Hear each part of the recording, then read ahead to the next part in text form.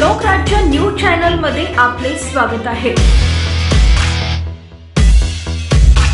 सांगोला तालुक्यातील वासूद येथील सहाय्यक पोलीस निरीक्षक सूरज चंदनशिवे यांच्या खून प्रकरणातील 2 आरोपींच्या पोलीस कोठडीची मुदत ही रविवारी संपली होती। तपास अधिकाऱ्यांनी त्यांना पंढरपूर सत्र न्यायालयात हजर केले असता न्यायालयाने सुनील मधुकर केदार आणि विजय बबन केदार यांना 15 दिवसांची न्यायालयीन कोठडी वाढवून दिल्याची माहिती सांगोला पोलीस स्टेशनचे पोलीस निरीक्षक अनंत कुलकर्णी यांनी दिली आहे। सांगोला तालुक्यातील वासूद येथील सहाय्यक पोलीस निरीक्षक सूरज चंदनशिवे यांच्या खून प्रकरणाचा तपास करून पोलिसांनी तब्बल 16 दिवसानंतर वासूद तालुका सांगोला येथील आणि मुंबई पोलीस खात्यातील कॉन्स्टेबल सुनील मधुकर केदार आणि विजय बबन केदार यांना अटक केली होती।